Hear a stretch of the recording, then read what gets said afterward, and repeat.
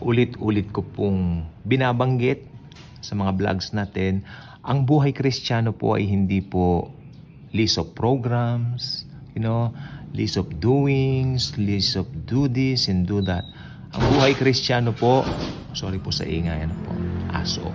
Ang buhay Kristiyano po ay isang buhay na kung saan si Kristo ay nabubuhay sa atin. Again, I will repeat. Ang buhay Kristiyano po ay isang buhay na kung saan si Jesus ay nabubuhay sa atin. The life of Jesus Himself. The Zoe life of Jesus Himself within us. Alam mo ba niya ibig sabihin nun? Zoe life, it means a perfect life. Hindi dahil sa perfect tayo, kundi perfect yung righteousness na ibinigay at iginawad sa atin ng God the Father when we receive the Lord Jesus Christ Himself. So ang buhay Kristiyano po ay isang buhay na kasama si Jesus. Sweet life, happy life, fulfilled life. Kaya lang, syempre, bilang isang tao na nandito pa rin po sa mundo, fallen world po ito. Ito po sana ay huwag nating kalilimutan. Fallen world ang daigdig na ito.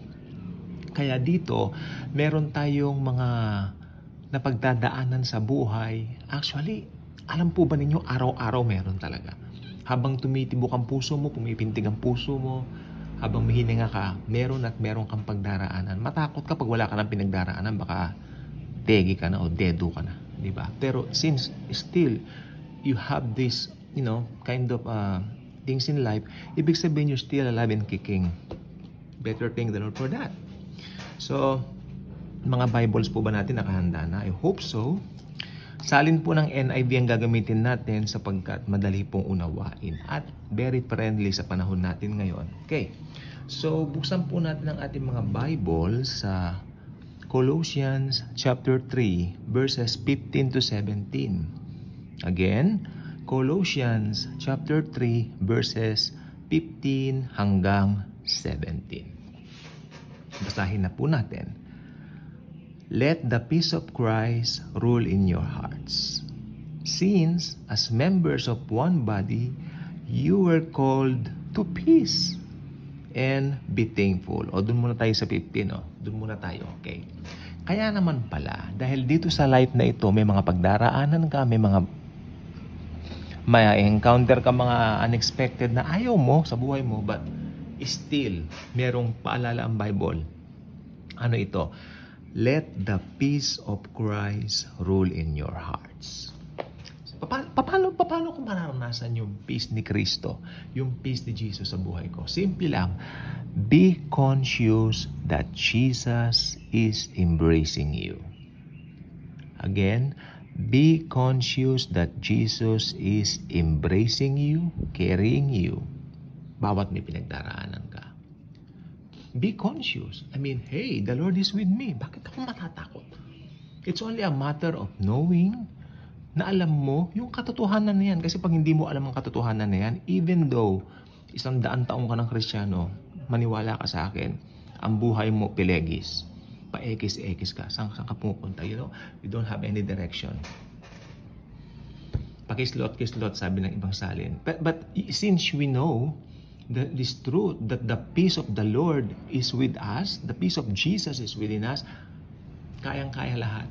Not because kaya natin in our own might, but because Jesus is powerful and He lives within us. Nakalagay po sa 1 John 4:4, greater is He who lives within me than He who resides in the world. Sino ba yung nakatira sa atin? Sino ba yung nananahan sa atin? Yan ay walang iba kundi ang God of gods na si Jesus. Samantalang sino ba yung nakareside sa mundo? Yan ay walang iba kundi si Taning, si Satanas. See? When we have Jesus, we are happy, full of joy. We have everything. Punta po tayo sa verse 16. Pakinggan po natin mabuti. Ano po? Let the message of Christ dwell among you richly as you teach and admonish one another with all wisdom through psalms, hymns, and songs from the Spirit, singing to God with gratitude in your hearts. Mahalaga po yung kapag tayo po ay down, umaawit tayo kay Jesus. Ugali ko po yan tuwing gabi bago matulog. I don't care kung sintonado ako, especially pag inaantok na ako medyo. Yeah, but you know what? May peace while I am singing. Tanda po niyo si Paul and Silas. Sila po ay inihulog sa dungeon. Mabaho po sa dungeon noong mga panahon na yon. Ang dungeon po ng mga Romans during that time, ang baho.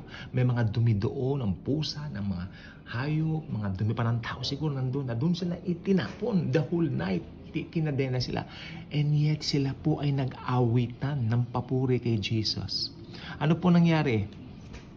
Nakalas po yung mga rehas nila. At yung jailer doon, hindi po ba? Sabi niya, naku, nakalaya na sila. Patay ako. Kaya ang ginawa ng jailer, kumuha siya ng tabak, papatay niya na yung sarili niya. Kasi alam niya, papatayin din siya ng kanyang mga pinuno di ba? Pero ang nangyari, after that, sabi ni Paul and Silas, huwag mong patayin ang sarili mo. Nandito kami. Nagtanong na yung jailer, di ba? What must I do to be saved? Believe in the Lord Jesus and thou shalt be saved, and you and your household. Di ba? So, ganyan po yan. Nakita po ninyo, nagsimula po yon sa simpleng pag-awit ng papuri kay Jesus. Sunod-sunod na po yan. We need to sing a song to Jesus. Hindi mo kailangan maging magandang boses to sing a song for the Lord. I mean, just be yourself. Alam ng Panginoon ang puso mo. Awitan mo siya. Okay? So, yun po yun. Okay? Tsaka gusto niya pala dito sa verse 16, let the message of Christ dwell among you richly. Tanong ko naman po, paano naman magdedwell richly sa inyo ang word ni Jesus kung hindi ka nagbabasa-basa? Di ba? Punta po ulit tayo dyan sa pagbabasa-basa. Nagbabasa-basa ka ba? Nagbabasa-basa ba ako? Nagbabasa-basa ba tayo? Ayan po naman ang aking tanong. Available na po ang Bible kahit saan. May app ka. May Bible ka sa bahay mo. Maski luma yung Bible mo, punasan mo, basahin mo. O yung bang app mo sa cellphone mo, nabubuksan mo pa. Meron pong magandang app sa Bible. Ako po, meron po akong Holy Whisper app. Ang ganda po nito kasi, i-download nyo po yan sa Play Store ninyo tsaka sa mga App Store ninyo. Kasi alam po ba ninyo, no? Paggising pa lang ko sa umaga, kling! Kanya. Then alam ko na Holy App na yun. Holy Whisper app. Bawat pindot mo roon sa parang apoy na parang design doon, pipindutin mo ganon. Maraming verses yon. Mga 5 verses yon hanggang matapos. Ang nagtataka ako, bawat pindot kong ganyan, kling! Ganyan.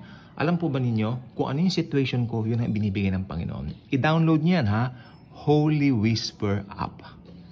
Yan. Hanapin niyan. Available to sa Play. Ano to? Teka. PlayStation. Play Store at saka yung Apple app, no? App Store. Kaya sabi ko po sa inyo, yan na lang po kung gusto po ninyo, kung talagang medyo gamitin ko na ito, kung medyo may katamaran kayo, at least pag narinig yung kling, babasahin ninyo yung Word of God doon. I suggest you download that also. Kasi paano nga naman mag-dwell richly ang salita ng Panginoon kung hindi natin binabasa-basa ito? Okay? 17, I love this. Ito na talaga yung sinasabi ko, ang buhay Kristiyano, katotohanan na talagang, hey, this is real life. Hindi to fantasy. Hindi ikaw si Cinderella. Hindi naman totoo yung Cinderella eh. Hindi naman ikaw yun eh. Di ba? Huwag ka mangangarap na yung parang may napanood ka sa TV tapos papangarapin mo ikaw yun. Actually, inuutusan tayo ng Bible na lumayo sa mga ganyan. Yung mga alam mo, mga fantasy. Hindi totoo yan. Yung mga alien na yan, hindi po totoo yan. Deceiving yung mga yan. Sa Bible po tayo, whatever is true, whatever is pure, dwell in it. Dwell on those things, sabi ng Bible. Okay? So, dito po sa verse 17, basahin natin. And whatever you do, whether in word or deed, do it all in the name of the Lord Jesus, giving thanks to God the Father through Him. Kakain ka, magmimerienda ka, thank you Jesus. Matutulog ka, thank you Jesus. Maliligo ka, magpapahid ka ng sabon, thank you Jesus. Involve Jesus in everything you do. Yan po ang gustong sabihin ng verse na to. If you involve the Lord, you will never be the same again, and you will experience the abundant life that Jesus intended for each and every one of us. us. Kaya kung hindi ka pa nakasubscribe, subscribe ka na, click the notification bell, share this video, share Jesus. Thank you, and Jesus truly loves us all.